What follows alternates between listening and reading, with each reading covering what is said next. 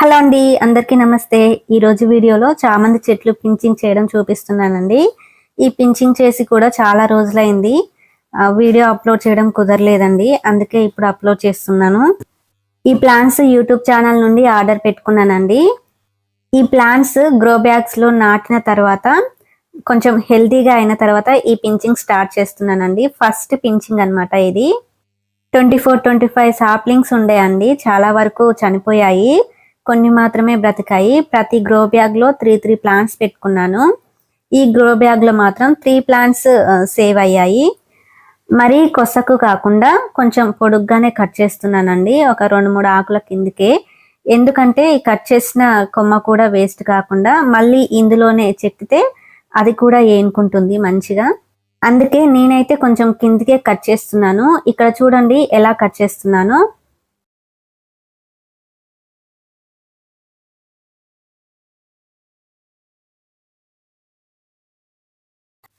ఇక్కడ చూడండి, ఈ విధంగా కొమ్మని కట్ చేసిన తర్వాత కింది వైపు ఉన్న ఆకుల్ని కూడా కట్ చేసేసుకోండి. కింది వైపు ఉన్న 2 ఆకుల్ని కట్ చేశాను అంతే. పైన ఒక 2 లేదా 3 ఆకుల్ని ఉంచండి. ఆ తర్వాత ఈ కొమ్మని జస్ట్ మట్టిలో చెక్కితే సరిపోతుంది. మీరు తీసుకున్న కొమ్మ సైజ్ బట్టి 1/2 ఇంచ్ నుండి 1 ఇంచ్ దాకా చెక్కేస్తే సరిపోతుందండి. కొమ్మని ఇలా మట్టిలో చెక్కిన తర్వాత కొంచెం మట్టిని గట్టిగా ప్రెస్ చేయండి.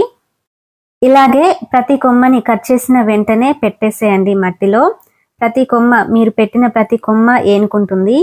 మీరు ఇక్కడ పక్క కుండీలో చూస్తున్నారు కదండి, ఇది కూడా చామంతి చెట్టే. ఎలా వాడిపోయిందో చూడండి. ఎందుకు ఇలా చనిపోతున్నాయో అర్థం కావట్లేదు. ఈ సాప్లింగ్స్ ఇక్కడికి వచ్చినప్పుడు మాత్రం చాలా హెల్దీగా ఉన్నాయండి. మట్టిలో నాటుకున్న తర్వాతనే చాలా వరకు చనిపోయాయి. 2-3 గ్రో బ్యాగ్స్ లో నేను కిచెన్ వేస్ట్ వేశాను మట్టి మధ్యలో. మరి ఆ వేడికి చనిపోయాయా ఏంటి అనేది అర్థం కాలేదు. వర్షాలు కూడా బాగా పడ్డాయి ఈ సాప్లింగ్స్ నాటుకున్నప్పుడు. మరి దేనివల్ల చనిపోతున్నాయో ఇలా అర్థం కావట్లేదు. ఇక్కడ చూపిస్తున్నది బచ్చల కూర మొక్క అండి. ఆల్రెడీ ఒక పాట్లో 2 మొక్కలు ఉన్నాయి, సో నేను ఇది తీసేస్తున్నాను. ఇక్కడ ఎన్నైతే మిగిలావో అవన్నీ కూడా మంచిగా సర్వైవ్ అవ్వాలని కోరుకుంటున్నానండి. నేను ఈ మొక్కల్ని కటింగ్ చేసింది జూలై 19th రోజండి. అండ్ ఈ రోజు అంటే ఎడిటింగ్ చేసి అండ్ అప్లోడ్ చేసే రోజు మాత్రం ఆగస్ట్ 1 అనమాట. మధ్యలో 12 days గ్యాప్ వచ్చింది. ఈ పాటికి ఒక్కో మొక్కకి 2-3 బ్రాంచెస్ వచ్చాయి. చాలా హెల్దీగా వచ్చాయండి. ఆ క్లిప్ కూడా వీలుంటే ఈ వీడియోలోనే చివర్లో పెడతాను, లేదంటే సపరేట్గా వీడియో చేస్తాను. అండ్ సెకండ్ పించింగ్ అయితే ఇంకా స్టార్ట్ చేయలేదు.